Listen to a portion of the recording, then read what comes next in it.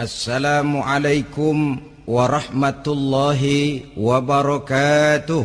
Waalaikumsalam warahmatullahi wabarakatuh. Alhamdulillah wassalatu wassalamu ala sayyidina Rasulillah sayyidina wa maulana Muhammad ibn Abdullah wa ala alihi wa sahbihi wa mawalah. La haula wa la quwwata illa billah, amma ba'du. Bapak-bapak, ibu-ibu, saudara-saudara kaum muslimin rahimakumullah. Sudah menjadi keyakinan dalam kehidupan kita bahwa segala yang ada permulaannya tentu akan ada penghabisannya. Setiap yang punya awal mesti akan punya akhir.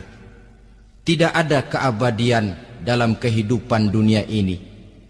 Semuanya datang dan pergi silih berganti, berubah oleh pergeseran masa dan pertukaran waktu. Demikianlah kalau kita mau merenungi kehidupan dari alam di sekitar kita. Sejak dari kehidupan tumbuh-tumbuhan, binatang, sampai kepada kehidupan kita, makhluk bernama manusia. Lihatlah kita manusia misalnya. Dimulai sejak kita terlahir ke alam ini, keluar dari alam rahim ibu, menjadi bayi yang merah tidak berdaya, untuk kemudian berangsur meningkat menjadi anak-anak. Dari kehidupan anak-anak berubah lagi kita menjadi remaja dengan segala keceriaan dan kelincahannya, dan dari masa remaja naik lagi kita memasuki usia dewasa, untuk kemudian berangsur memasuki hari tua. Lalu setelah kita memasuki hari tua, sehari, seminggu, sebulan, setahun, sampailah kita kepada batas waktu yang telah ditentukan oleh Allah, yang dinamakan ajal, dan bertemulah kita dengan yang disebut maut. Ini merupakan kepastian dalam kehidupan. Kalau saja kita mau merenung perubahan-perubahan yang terjadi pada diri kita, seharusnya membuat kita insaf dan sadar. Di kala remaja kita begitu lincah, punya rambut yang hitam ikal berderai, punya lesung di pipit, punya senyum yang indah menawan setiap orang yang melihat, punya kulit yang kencang dan bersih. Manakala kita memasuki hari tua, perubahan frontal pun terjadi. Kulit mulai jadi keriput, rambut yang tadinya hitam ikal berderai mulai memutih, nikmat berkurang, gigi yang tadinya utuh dan sanggup mengunyah apa saja, satu demi satu permisi meninggalkan kita.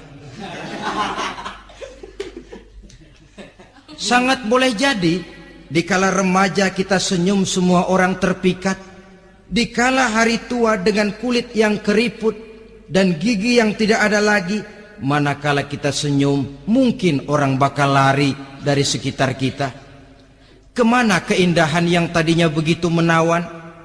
Kemana senyum lesung pipit yang tadinya menarik perhatian orang?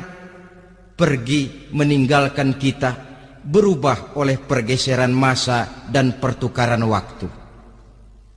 Nah, bila maut datang menjemput kita, selesailah kehidupan sampai di situ? Ternyata belum. Kalau lahir merupakan perpindahan hidup dari alam rahim ke alam dunia, maka mati hakikatnya merupakan perpindahan hidup dari alam dunia ini ke alam kehidupan yang berikutnya, yang dinamakan dengan alam barzakh. Andai kata hidup cuma sekali, secara moral kita sanggup berkata, alangkah tidak adilnya Tuhan. Kenapa? Dalam kehidupan ini kan aneka ragam terjadi. Ada orang yang zolim, ada orang yang dizolimi. Ada orang yang membunuh, ada orang yang terbunuh. Ada orang yang kaya, ada orang yang miskin. Ada orang yang jujur, ada orang yang menghalalkan segala cara. Sehingga banyak ketidakadilan yang terlepas daripada pengadilan dunia. Lalu orang pun bilang, di dunia ini katanya banyak pengadilan tapi sulit keadilan. Di dunia ini mudah mencari pengadilan tapi sulit untuk mencari ketidakadilan. Andai kata hidup cuma sekali, tidak akan ada hidup sesudah hidup yang sekarang ini. Bagaimanakah nasib mereka yang lepas dari pengadilan dunia ini? Alangkah tidak adilnya Allah, andai kata tidak ada kehidupan sesudah hidup yang sekarang. Tentulah akan terjadi di mana orang menghalalkan segala macam cara untuk mencapai tujuan. Yang penting kan saya kaya, yang penting kan saya punya jabatan dan kedudukan tinggi. Kalau perlu jilat atas, jilat atas. Kalau perlu sikut kiri kanan, sikut kiri kanan. Kalau perlu injak bawah, injak yang bawah. Ini prinsip daripada orang-orang komunis. Dan pantas karena mereka tidak percaya kepada kiamat. Pantas karena mereka tidak percaya akan adanya kehidupan sesudah hidup yang sekarang ini. Maka saya menghimbau kepada seluruhnya, kita sudah kadung menyepakati negara ini berdasarkan Pancasila. Kita sudah kadung konsensus bahwa PKI dengan seluruh ajarannya tidak punya hak hidup di bumi Pancasila yang kita cintai ini. Maka salah satu ajaran PKI tujuan menghalalkan cara. Kita orang Indonesia yang berbudi pekerti luhur, yang punya nilai budaya tinggi, janganlah sampai mencaci PKI, membubarkan PKI, mengutuhkan PKI, tapi dalam kehidupan sehari-hari prakteknya prinsip komunis kita pakai. Apa itu? Tujuan menghalalkan cara. Asal sudah tujuan tercapai, cara apapun saja halal. Itu pandangan hidup orang yang tidak percaya kepada adanya hari akhirat. Sebagai muslim yang yakin akhirat ada, kiamat pasti akan datang. Hidup tidak cuma sekali. Maka kalau kita zalim, kalau kita berbuat aniaya, kalau kita melakukan korupsi, kalau kita merugikan orang lain, boleh jadi kita terlepas daripada pengadilan dunia. Tapi ingatlah, kita tidak akan pernah lepas dari pengadilan Allah. Pengadilan Qadhi Rabbul Jalil, di mana kita akan diadili dengan seadil-adilnya. Dan tidak satu perbuatan yang bersifat salah, yang bagaimanapun kecilnya, yang akan lepas dari pengadilan di akhirat itu nanti. Pantas saja kalau satu hari malaikat Jibril datang menasehati Rasulullah sallallahu alaihi wasallam, yang artinya juga menasehati kita semua. Apa kata malaikat Jibril kepada baginda Nabi? Ya Muhammad, ish ma syi'ta fa innaka mayyitun. Hai Muhammad, hiduplah semau kamu, tapi jangan lupa kamu pasti akan mati. Kalau memang dilarang tidak terlarang, dicegah tidak tercegah, kamu mau melaksanakan hidup menurut maumu sendiri, persilakan. Hiduplah menurut mau dan gayamu. Tapi jangan lupa, fa innaka mayyitun, satu saat kau pasti bakal mati. Dan mati itu bukan akhir dari segalanya. Dia babak baru bagi kehidupan selanjutnya.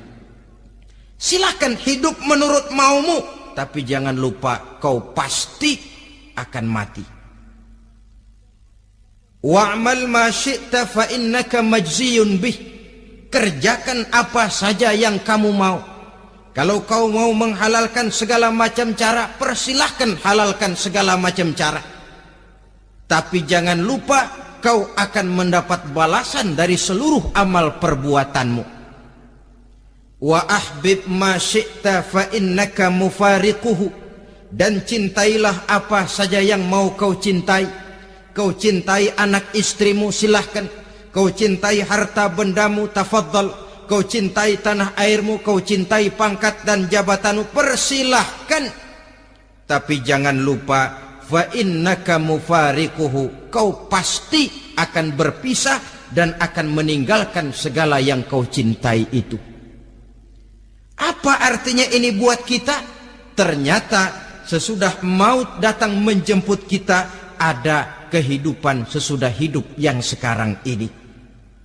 Ini yang mendorong kita untuk dalam kehidupan di dunia ini tidak melakukan prinsip saenake dewe,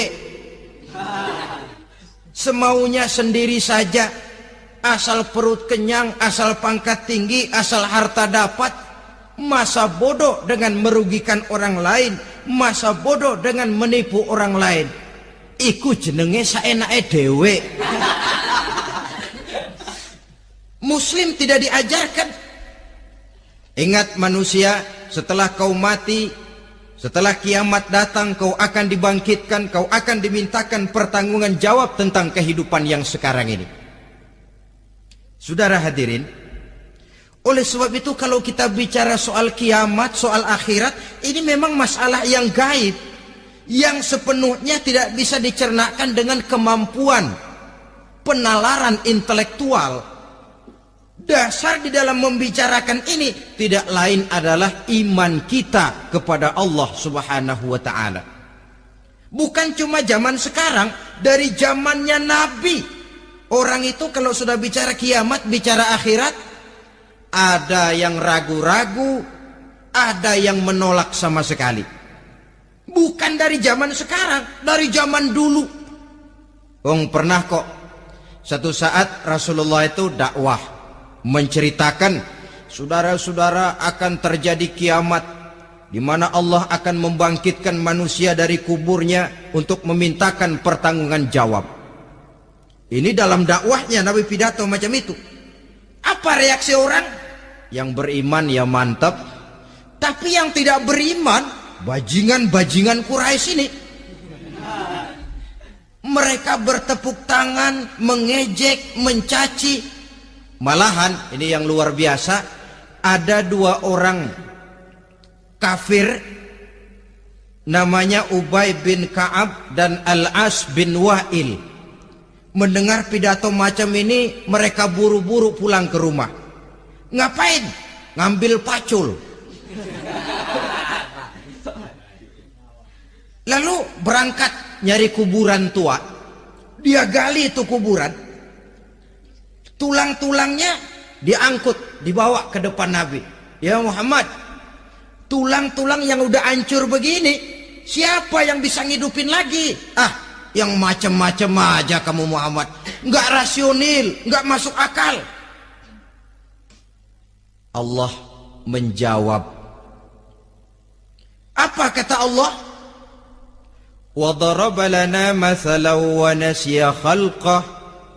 Qala man yuhyil 'izama wa hiya ramim. Qul yuhyiha alladhi ansha'aha awwala marrah wa huwa bikulli khalqin 'alim. Mereka memberikan perumpamaan kepada kami, kata Allah. Mereka melupakan asal kejadiannya. Mereka bertanya, siapa yang sanggup menghidupkan tulang belulang yang sudah hancur kayak begini? Qul yuhyiha alladhi ansha'aha awwala marrah. Katakan kepada mereka Muhammad, yang akan menghidupkannya adalah Dia yang telah menciptakannya pertama kali dulu. Kalau Dia sanggup menciptakan, Dia tentu lebih sanggup lagi untuk mengembalikan reproduksi ciptaan itu sebagaimana semula. Yang paling kasihan yang ragu-ragu. Akhirat itu ada apa enggak sih? Kiamat itu ada apa enggak sih? Lantaran ragu-ragu, terombang-ambing dia antara harapan dan putus asa, antara kenyataan dan idealisme. Ada yang buta sama sekali, 100% terhadap keadaan-keadaan sesudah mati. Perhatian mereka hanya tercurah kepada kehidupan sebelum mati. Yang mereka perhatikan siang dan malam tidak lebih daripada urusan perut. Pergi pagi, pulang sore, peras keringat, banting tulang. Cuma soal makan, soal minum, soal pakaian, soal kendaraan, soal rumah tangga, soal anak, soal istri. Yang mereka pentingkan hanya soal-soal politik misalnya, ekonomi, pembangunan dan industri. Untuk soal-soal kayak begitu, giat betul. Habis seluruh waktu untuk memikirkan, meningkatkan kebudayaan, politik, sosial, ekonomi. Kadang-kadang kurang tidur, kurang istirahat, berkeliaran ke sana kemari ke tempat yang jauh-jauh. Sampai-sampai kadang-kadang terkena stres, penyakit darah tinggi, ginjal, lever, untuk memikirkan hal-hal yang semata-mata karena dunia saja. Lantas boleh jadi mereka mendapatkan kekayaan yang berlimpah ruah, mendapatkan kedudukan yang tinggi, nama yang semerbak, dikenal orang di barat dan di timur, di utara dan di selatan.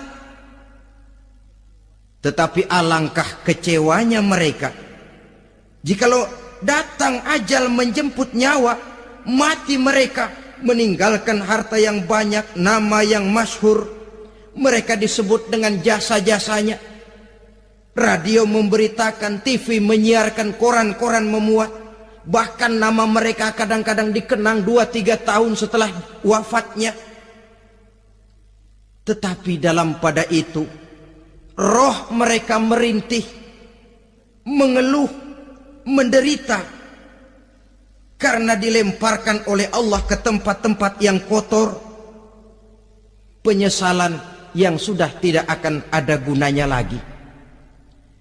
Saudara-saudara kaum muslimin rahimakumullah. Oleh karena itu, kehidupan akhirat bukanlah dongeng dan takhayul, bukan khurafat dan hayalan.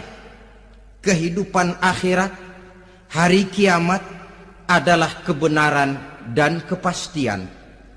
Dalam surah Al-Hajj ayat ke-7, Allah Subhanahu wa taala menyatakan, wa anna as-sa'ata atiyatun la raiba fiha wa anna Allah yab'atsu man fil qubur.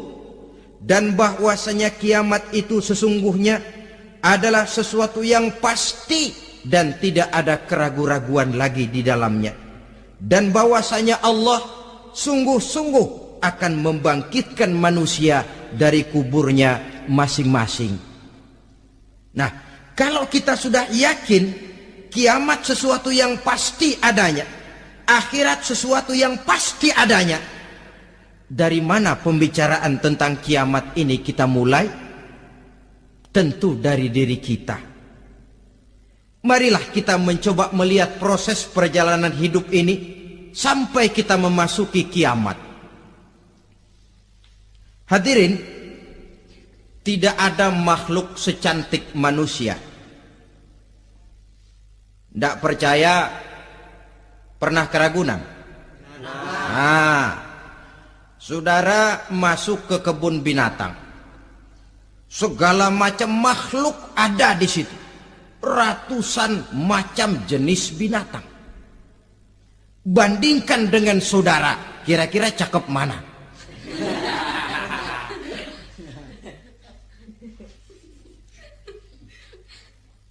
Dari seluruh makhluk yang diciptakan Allah itu, manusia fi ahsani taqwim, dalam bentuk yang paling sempurna, sejak susunan biologis sampai kemampuan berpikir. Biologis kita, ya Allah, diciptakan kita begini rupa, diberikan 2 kaki untuk berjalan, 2 tangan untuk bekerja, diberikan 2 mata, dua-duanya di depan. Pernah saudara mikir kalau mata kita yang satu di depan, yang satu di belakang? Rasanya nggak laku kacamata itu.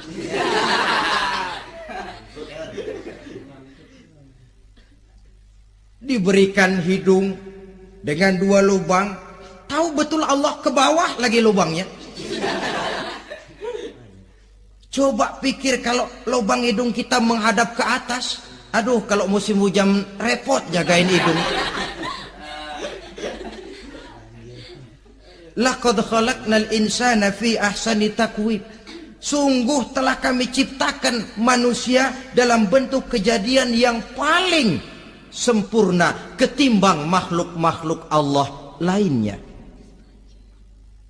Nah, kesempurnaan manusia ini oleh karena hidupnya terdiri dari 2 unsur pokok. Pertama unsur jasmani dan kedua unsur rohani. Jasad dan roh. Jasad yang terlihat sekarang ini, potongan saudara yang ngejedok di depan saya ini jasad saudara. Ini yang berasal dari sari pati makanan yang dimakan oleh bapak ibu kita. Lalu hasil kerjasama yang baik antara ibu dengan bapak, terwujudlah kita. Kalimat langsungnya jasad ini berasal dari tanah yang tadi berubah dari bayi, remaja, dewasa, meningkat hari tua. Yang berubah itu jasmani kita. Kenapa? Karena jasmani itu materi, benda, daya tahannya terbatas. Dia berubah oleh pergeseran masa dan pertukaran waktu. Apa ada orang makin tua makin cakep? Jasmani oleh karena dia materi, dia berubah oleh pergeseran masa dan pertukaran waktu. Nah, yang menyebabkan jasmani itu bergerak karena ada roh di dalamnya. Ini yang menyebabkan kehidupan. Ini yang menjadi sumber kehidupan, pusat kesadaran dan pengertian dalam kehidupan manusia. Tanpa roh dalam diri kita, maka jasad kita pernah lihat orang mati? Nah, itu kalau orang mati, coba perhatikan. Apanya yang kurang? Kupingnya masih ada, tapi sudah tidak sanggup mendengar. Matanya masih lengkap, tapi tidak mampu melihat. Jangankan melihat, terbuka saja tidak. Mulutnya masih ada, tapi sudah tidak bicara lagi. Telinganya cukup, tapi sudah tidak sanggup mendengar. Kakinya lengkap, tapi tidak mampu lagi berjalan. Apa penyebabnya itu? Ternyata jasmani kita, jasad ini manakala sudah ditinggalkan oleh ruh, dia tidak akan bisa berdaya apa-apa, tidak mampu berjalan, tidak pula berbuat, tidak pula bekerja apapun saja. Saudara-saudara, dua-duanya punya kebutuhan. Jasmani ada kebutuhannya, rohani pun ada kebutuhannya. Jasmani yang jelas perlu makan, perlu minum, perlu tidur, perlu pakaian, dan sebagainya. Nah, apabila saat berpisah datang, ajal sampai, berpisahlah roh dan jasad. Dan itulah yang dinamakan dengan maut. Jadi, apa sih mati itu? Mati adalah berpisahnya roh dengan jasad. Sebab itu Islam sangat menganjurkan kita untuk banyak-banyak mengingat mati. Bagaimana caranya mengingat mati? Pertama, mati itu kan pasti. Kira-kira yang hadir di sini ada yang nggak mati nggak kira-kira? Semuanya bakal mati kan? Berani? Berani. Sekarang mau? Saudara, sebenarnya kalau kita merenung lebih jauh, orang itu tidak perlu takut mati. Walaupun tidak boleh terlalu berani menghadapi mati. Karena bagaimanapun takutnya kita kepada mati, toh dia pasti datang. Bagaimanapun beraninya kita mati, kalau belum ajal ya tidak mati juga.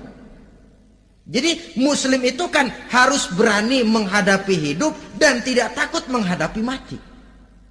Mati adalah sesuatu yang pasti. Muslim dianjurkan banyak-banyak mengingat mati dalam kehidupan. Caranya bagaimana? Pertama,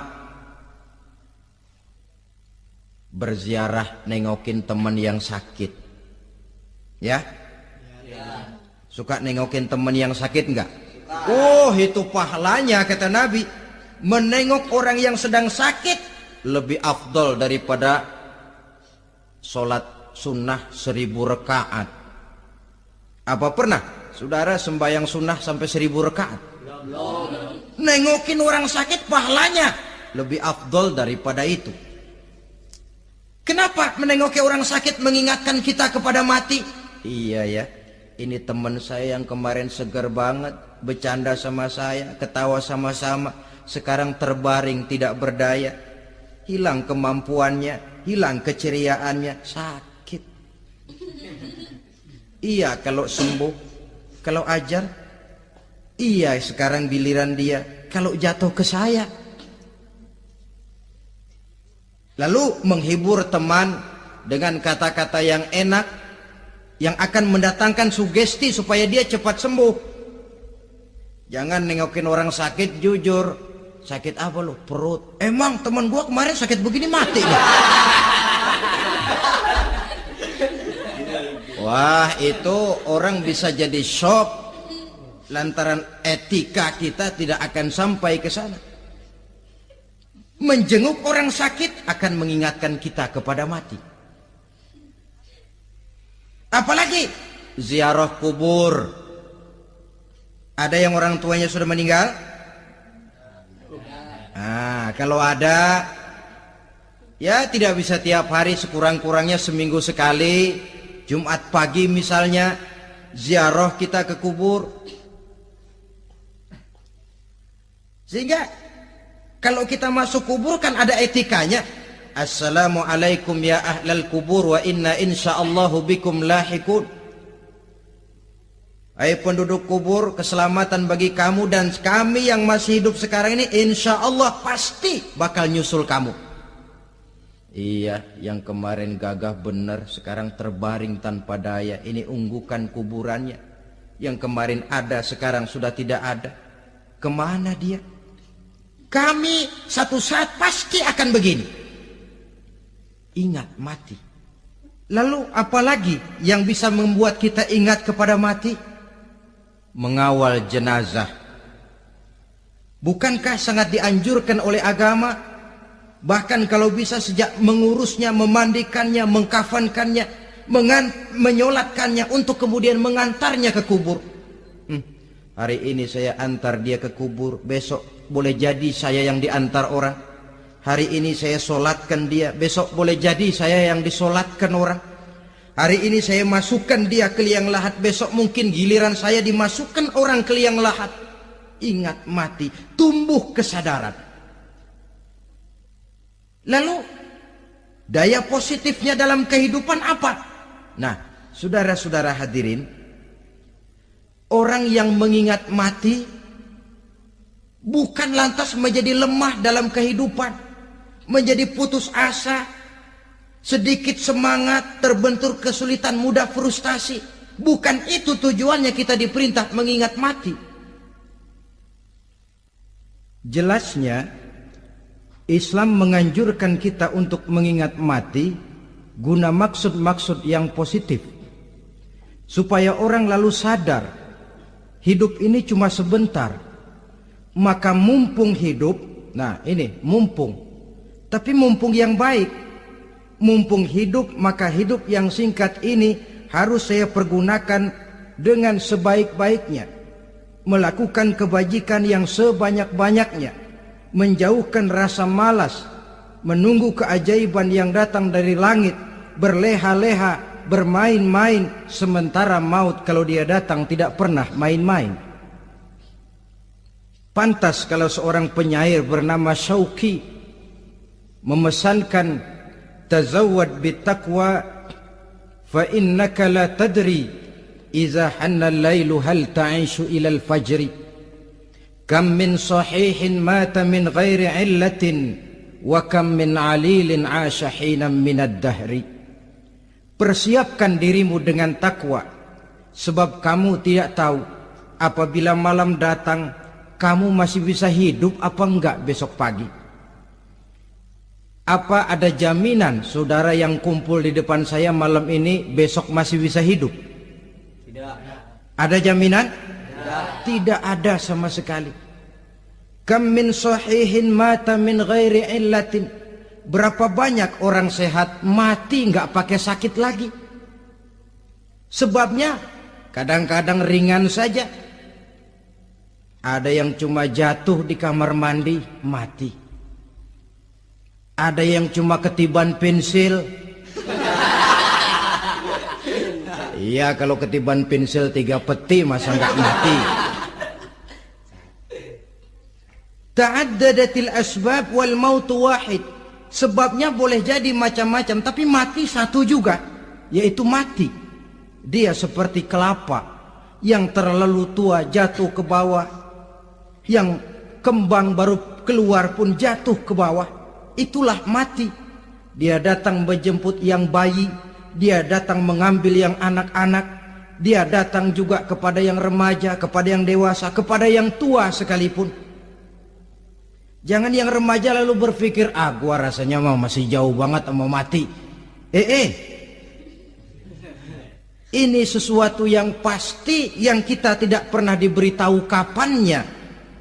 Kalau dikasih tahu kapannya kan kita bisa, umpama malaikat maut datang ke rumah saya, saudara Zainuddin kau mati 80 tahun lagi. Wah, saya kan berhitung, masih lama, poya-poya aja dulu Tapi ini tidak pernah diberitahu kepada kita. Lantaran tidak diberitahu itulah kita perlu bersiap-siap dengan selalu mengingat-ingat mati yang mendorong kita untuk berbuat positif. Satu contoh peringatan mati yang mendatangkan positif pada peristiwa ketika turun perintah hijrah. Ketika di Mekah sudah terpepet turun perintah hijrah. Ini sahabat yang berangkat hijrah, jangan dikira semua bulat hati. Ada yang mikir, kalau saya hijrah berangkat dari Mekah ke Madinah, nanti di tengah jalan dicegat oleh kafir Quraisy lalu dibunuh, mati saya. Takut mati. Allah peringatkan, kullu nafsin za'iqatul maut. Kamu disuruh hijrah saja takut mati, padahal kamu tahu semua yang hidup bakalan mati. Diam saja di Mekah mati, hijrah ke Madinah pun akan mati. Mendengar ayat ini, Sayyidina Umar bin Khattab seperti dibakar semangatnya. Kalau sebagian sahabat hijrah sembunyi-sembunyi, beliau mau hijrah itu malah bajingan Quraisy dikumpulkan dekat Ka'bah. Pidato, ya ma'syarah Quraisy, dedengkot Quraisy, dengerin. Besok pagi yang namanya Umar bin Khattab mau hijrah dari Mekah ke Madinah. Siapa yang kepengen kepalanya berpisah dengan badannya, persilahkan cegat Umar di jalanan. Besok dengan tenang dia berangkat hijrah, gak ada yang berani nyegat. Tuh Quraisy juga barangkali mikir, gue ngapain nyegat penyakit. Begitu ingat mati, timbul semangat juang, timbul semangat berbuat. Ini ingat mati yang positif, bukan yang melemahkan semangat. Dah jangan kerja rajin-rajin dah, lu bakalan mati.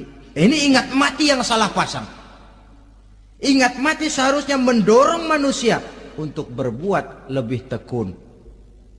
Allah memberikan peringatan, qul innal mauta allazi tafirruna minhu fa innahu mulaqikum. Katakan, maut yang kamu akan melarikan diri daripadanya, yang kamu takuti benar dia pasti akan datang menjemput kamu. Saudara-saudara hadirin yang saya hormati, datangnya memang tidak kita harapkan yang namanya maut. Tapi sekali dia datang, tidak ada pintu tempat kita lari. Dia memang tidak pernah kita undang. Tapi sekali dia datang, mengetok pintu, kekuatan apa yang bisa menolak? Dia sebuah tanda seru dalam kehidupan. Apa yang menyebabkan orang takut mati? Pertama barangkali karena dia tidak tahu bagaimana kehidupan sesudah mati. Alam kubur gelap, alam akhirat gelap. Sehingga dia bingung, lantaran bingung lalu jadi takut. Yang kedua boleh jadi oleh bayangan-bayangan dosa yang pernah dia kerjakan di dunia ini. Kerjanya cuma menumpuk dosa. Dia gembira, bahagia, tertawa di atas tumpukan dosanya.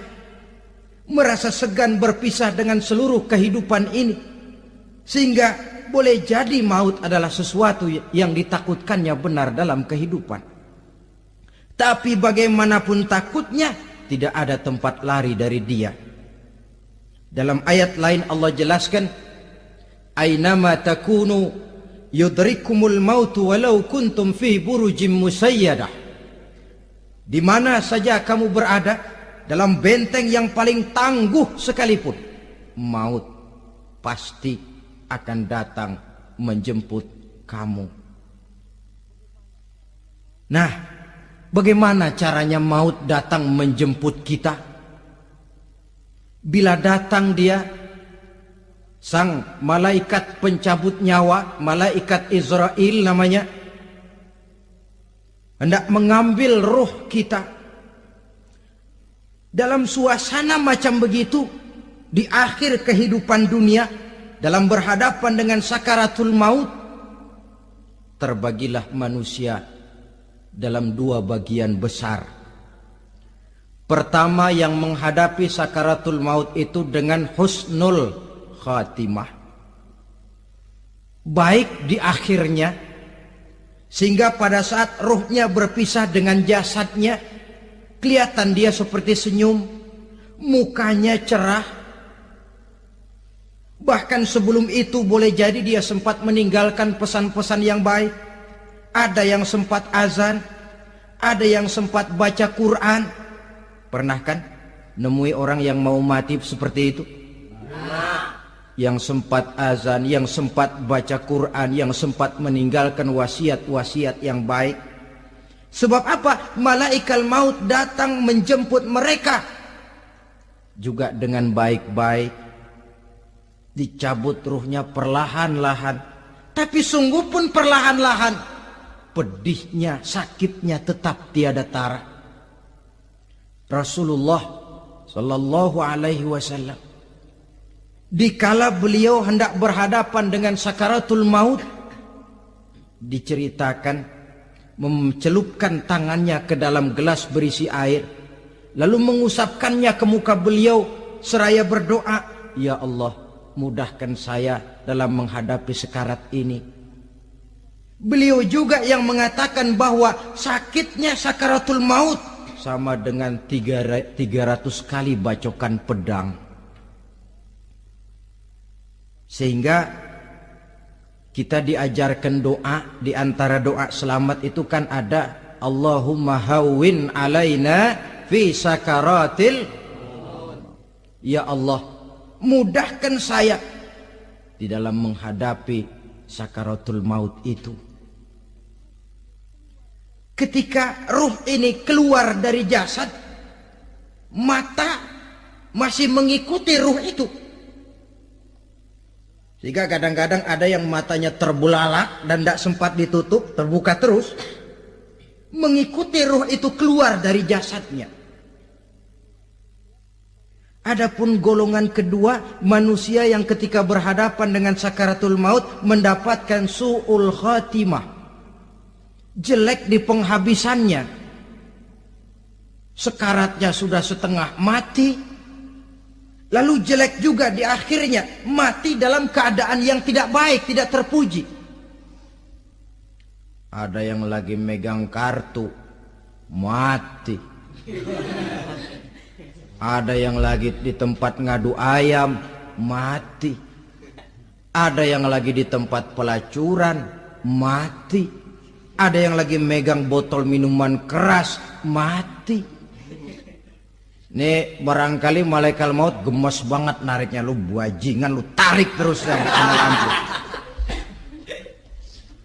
Mati su'ul khatimah. Makanya bagus itu.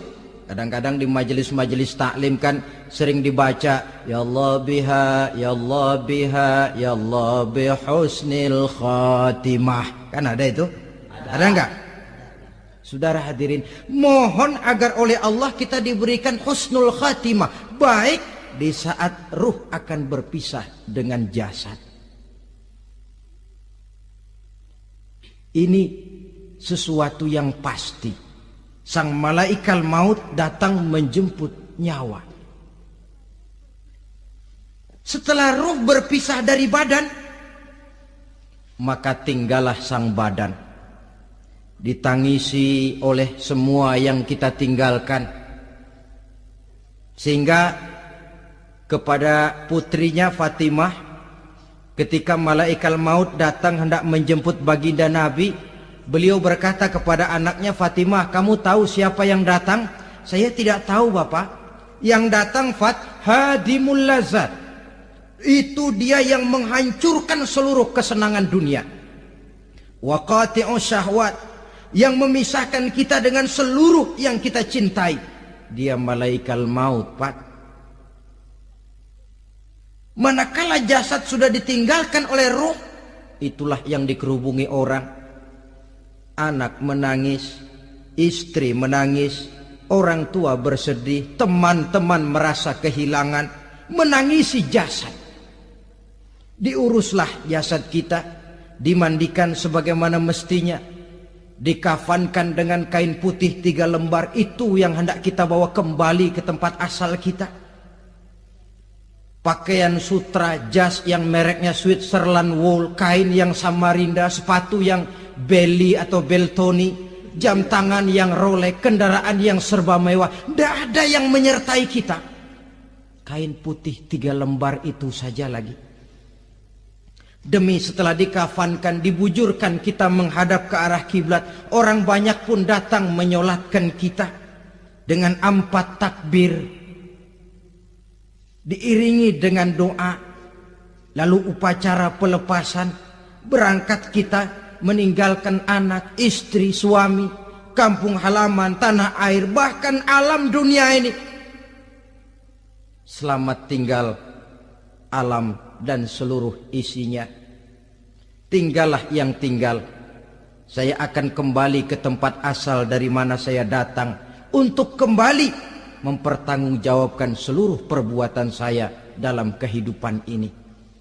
Manakala upacara pelepasan selesailah sudah, dimasukkan kita ke keranda jenazah, digotong orang, bismillah wa ala millati rasulillah,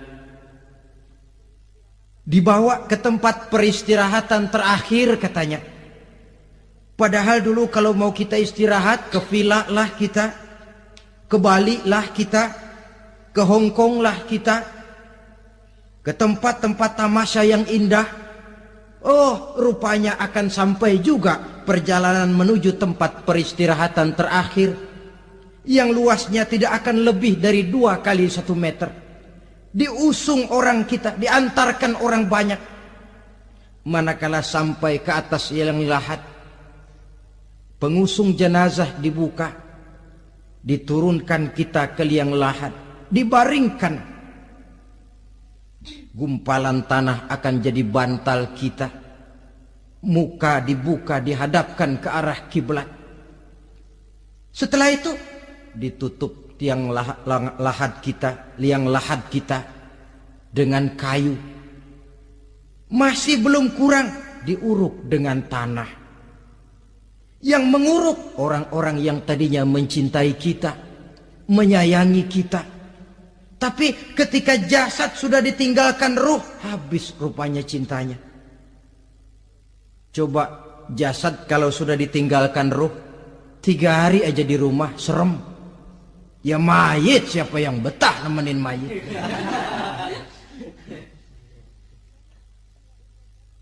Lalu bila upacara pemakaman selesai, maka berusahalah semuanya. Para pengantar akan kembali ke rumahnya masing-masing.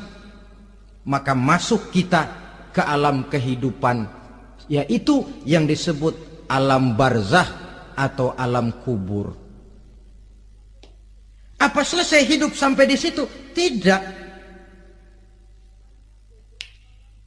Hanya beberapa langkah setelah yang mengantar kita pulang. Diriwayatkan dalam hadis Bukhari dan Muslim, bila seseorang sudah diletakkan di kuburnya, lalu yang mengantar kembali pulang, maka roh si mayit akan dapat mendengar bunyi terompah orang yang pulang itu. Bunyi terompahnya terdengar. Datang dua malaikat menanyakan dia dengan pertanyaan-pertanyaan yang kalau bisa dijawab dengan betul, dua malaikat yang bernama Munkar Nakir akan bilang, jawabanmu betul, tenanglah kau di sini, naumatal arus, tidurlah kau di sini seperti tidurnya pengantin. Orang yang baik-baik di alam kuburnya akan mendapat nikmat kubur, sehingga masa penantian yang lama. Sebab jangan lupa, kita masuk ke kubur itu kan menunggu sampai datangnya hari kiamat. Jadi kalau kiamat umpama masih 1000 tahun lagi, ya 1000 tahun kita menunggu. Orang yang baik-baik penantian di alam kubur, kata malaikat, naumatal arus, tidurlah kamu seperti tidurnya pengantin. Bagaimana sih tidurnya pengantin? Nggak berasa. Iya, kata anak sekarang, endah aja udah. Begitu mendusin pagi, kata lakinya, malam sebentar bener ya Neng. Sebentar betul katanya malam. Ya tentu saja tidak terasa. Kenapa? Dia tidak pernah memikirkan waktu. Terbawa oleh kenikmatan dan kelezatan yang dirasakannya dalam kehidupan.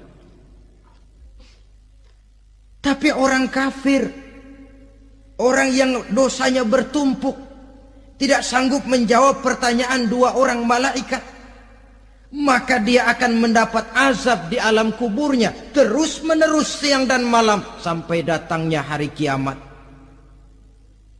Ibarat maling ayam ketangkep, belum masuk pengadilan udah digebugin duluan. Kan begitu kan? Ada maling ayam nggak di sini? Nah, itu yang nyaut tadi pengalaman itu.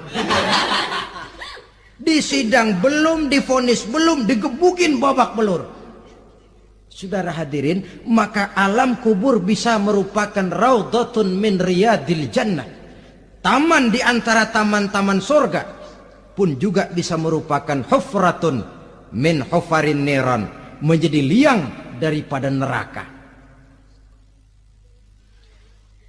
Ada lagi riwayat yang dari Imam Muslim yang diperoleh dari Zaid bin Sabit.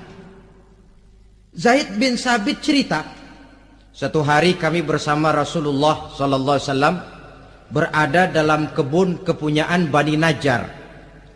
Rasulullah sedang duduk di atas keledai. Tiba-tiba entah bagaimana itu keledai terkejut, kaget, berontak, hampir Rasulullah jatuh.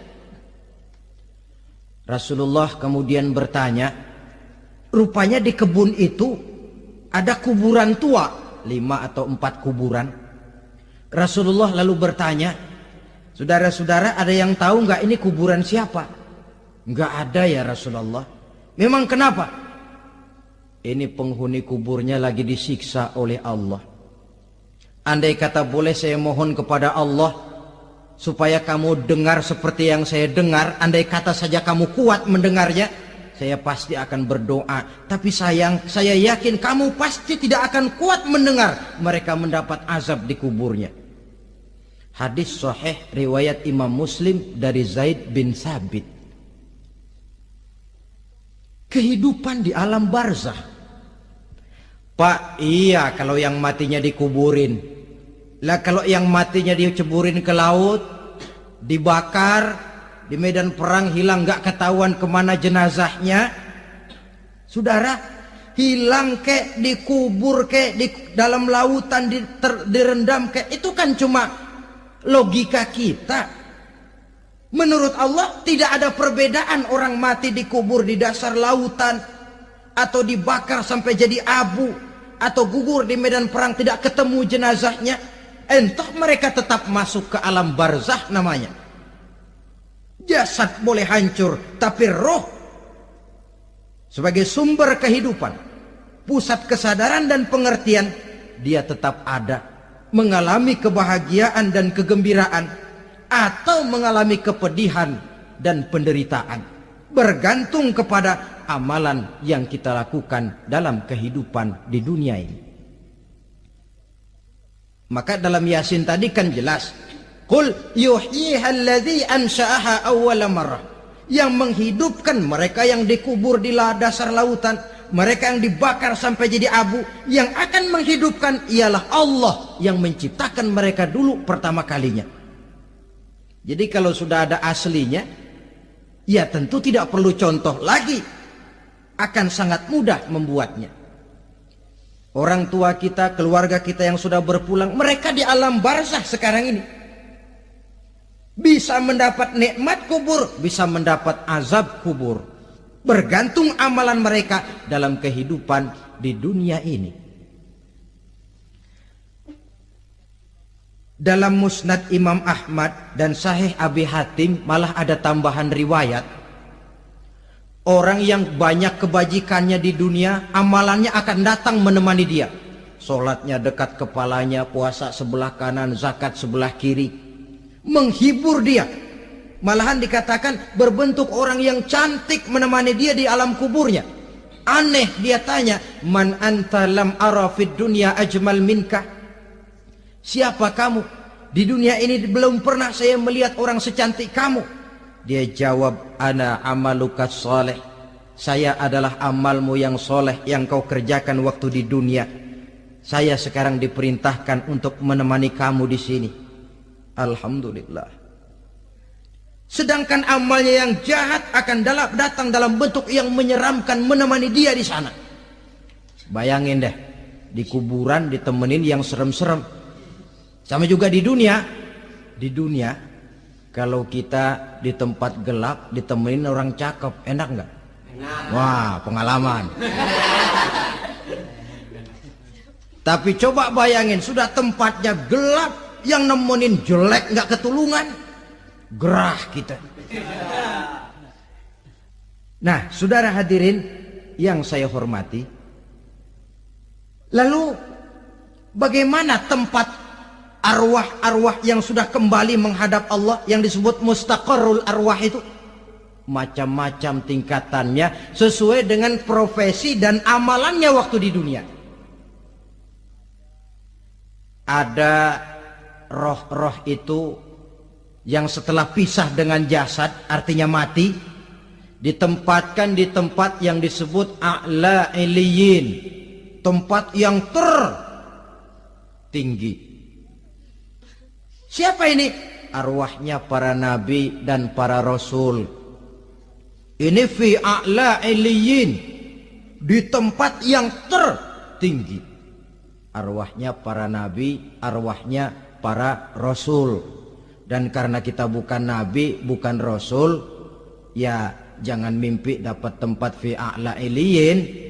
Kecuali kalau Allah menghendaki, itu hak prerogatif Allah. Tapi kan tidak adil kalau Allah melakukan itu. Ini kelompok roh-roh yang masuk golongan VIP. Wah, the first class. Para nabi, para rasul. Lalu ada pula roh-roh itu yang setelah pisah dengan jasadnya diumpamakan seperti burung-burung hijau yang berterbangan di perkebun-kebunan surga. Roh siapa mereka ini? Rohnya para syuhada, orang-orang yang mati syahid gugur membela agama. Nah, ini bedanya orang mati syahid dengan pahlawan, ya. Apa bedanya syuhada dengan pahlawan? Kalau syuhada, orang yang gugur membela agama, niatnya karena Allah, mati syahid. Kalau pahlawan, orang yang gugur membela negara, orang yang dianggap berjasa kepada pemerintah. Klimaksnya, kalau orang mati syahid jelas surga, tapi pahlawan belum tentu surga. Kenapa? Bergantung kepada negara macam apa yang dibelanya dan pemerintah model mana yang dibelanya. Di negara-negara komunis misalnya, banyak nggak pahlawan? Banyak. Dengan sekian tanda jasa yang mati di medan perang dan sebagainya. Kira-kira pahlawan komunis masuk surga enggak? Tidak. Ya, kalau pahlawan komunis masuk surga, kita enggak kebagian kapling di surga barangkali. Inilah bedanya pahlawan dengan orang mati syahid. Kemudian ada pula roh itu yang tertahan di pintu surga. Tertahan di pintu surga. Ini seperti tadi, orang yang mati syahid tapi masih ada kaitan di dunia. Rasulullah pernah ditanya orang, ya Rasul, kalau saya maju ke medan perang bela agama, mati syahid, apa saya masuk surga? Iya, masuk surga. Kecuali kata Nabi, kalau masih punya utang. Nah, tertahan di pintu surga. Ada pula roh itu yang tertahan di alam kuburnya. Ini umumnya seperti tadi itu. Ada mempunyai dosa, mempunyai kesalahan, sehingga merasakan azab kubur. Ada juga roh itu yang tertahan di permukaan bumi. Mereka yang dalam hidup selalu menumpuk dosa-dosa yang besar, meninggal sebelum keburu untuk bertaubat. Saudara hadirin yang saya hormati, inilah yang kita khawatirkan. Sebab jikalau pada saat roh sudah datang, jikalau saatnya roh datang berpisah dengan jasad, menemukan sakaratul maut, saat itu taubat sudah tidak akan ada gunanya lagi. Masuk ke alam kubur, mendapat azab kubur sampai datangnya hari kiamat. Berapa lama di alam kubur ini? Menunggulah kita sampai datang saatnya kiamat. Nah, saudara-saudara, apa tanda-tanda hari kiamat? Kapan dia akan datang? Bagaimana hal ihwal manusia pada saat terjadi kiamat? Bagaimana alam ini? Bagaimana perhitungan di padang mahsyar? Insya Allah akan saya ungkapkan pada bagian kedua dari ceramah ini. Insya Allah kita akan lanjutkan pembicaraan ini sampai kepada terminal paling akhir, surga dan neraka. Inilah saja pertemuan kita pada kesempatan kali ini. Terima kasih banyak atas segala perhatian. Mohon maaf atas segala kekurangan. Wabillahi taufiq wal hidayah. Wassalamualaikum warahmatullahi wabarakatuh. Waalaikumsalam warahmatullahi wabarakatuh.